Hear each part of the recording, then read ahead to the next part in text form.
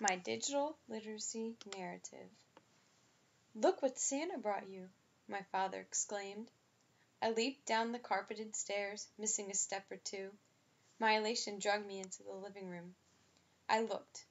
There it was, my very first desktop computer, placed strategically on my very first computer desk.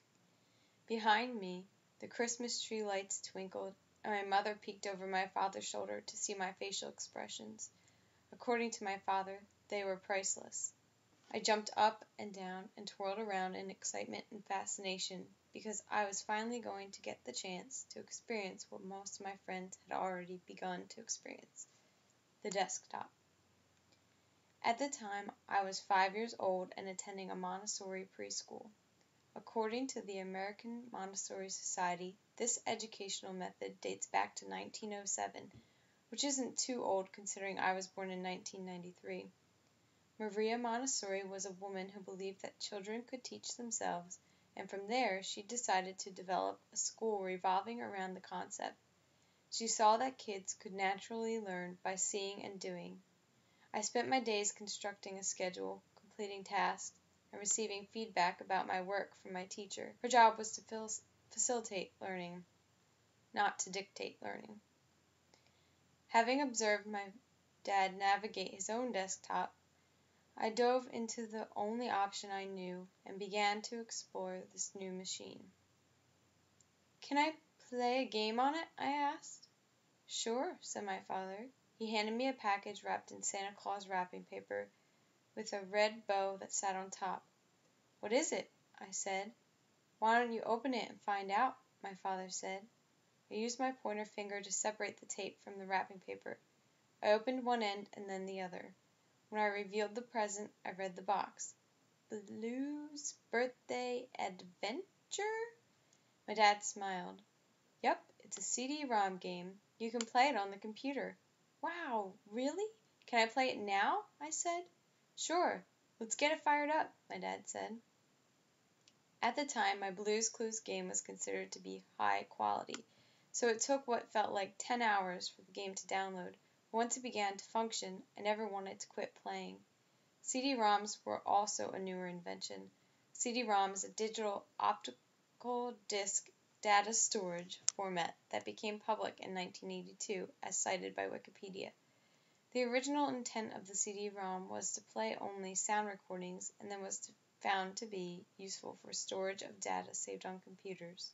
When I asked my father to reflect my first moments spent playing my Blue's Clues game, he responded, "You know, like they say, little kids learn fast on computers, and you definitely fit into that category.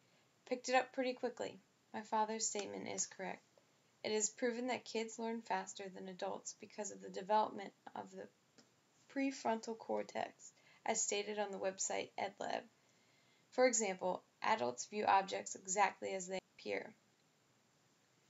But because kids' prefrontal cortexes are still developing, they have an openness towards creativity. This had been my first encounter with digital literacy.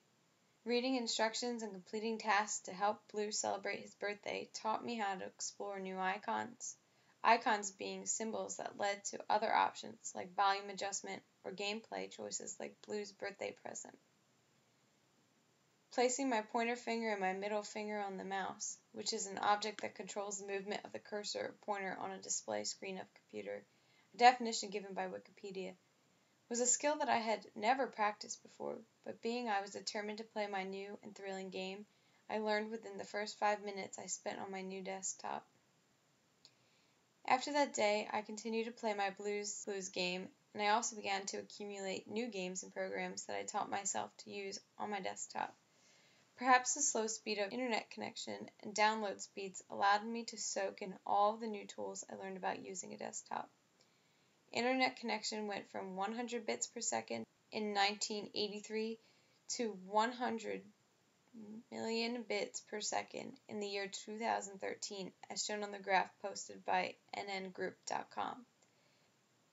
That's a whopping 99,999,900 bit difference in just a matter of 20 years.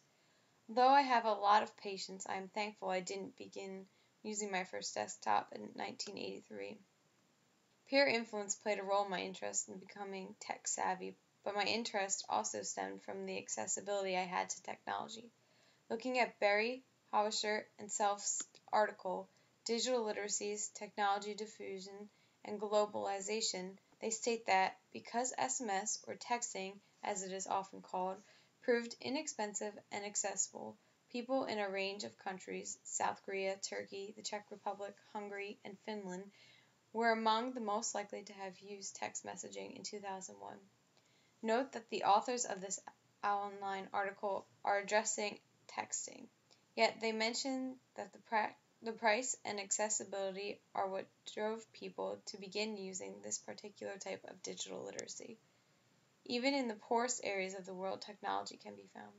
In 1998, the price of desktops was much higher than today, most likely due to productivity and supply and demand change for this particular type of technology. Freebuy50.com cites that in 1998, many reported to have bought their first real PC for around $1,500 starting in 1994. My parents were fortunate to earn enough money in order to buy me my very own desktop. Having the beginning stages of digital literacy at my fingertips was beneficial to me because as technology changed, so did I. I learned to use Microsoft Word like a champ. Adaptability was no match for my 5-year-old mind. Of course, learning this program was included in my elementary education. When I interviewed my father, he seemed to think that the biggest difference in desktops from when I was young is the speed of the internet connection. I agree. Not only the speed, but also the doors in which the internet opens to the world. It connects us instantly to the rest of the world. Okay, so with the internet, what search engine was available? I questioned my father.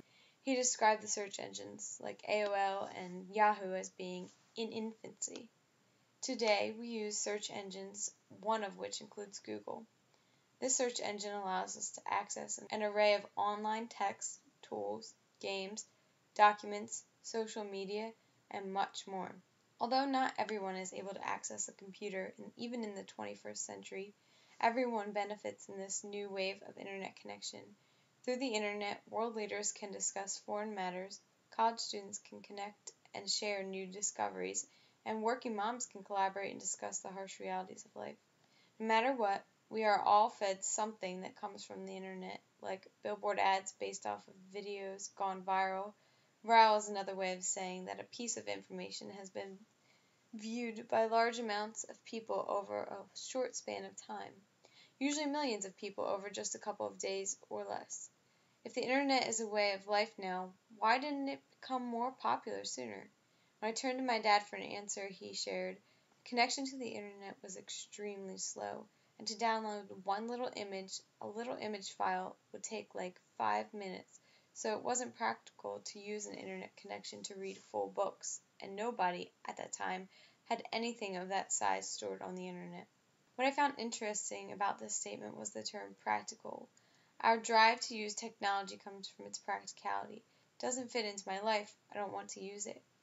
Because I used a desktop at such a young age, I became accustomed to using a desktop, but I have rejected the iPad or other tablet devices.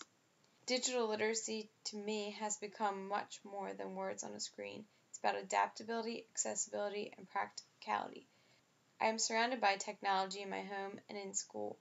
I have not adapted to iPads and tablets because I was never introduced to these devices at a young age. I also choose my laptop because it is practical and can support every program that I need to utilize in order to be successful in school and in the working world.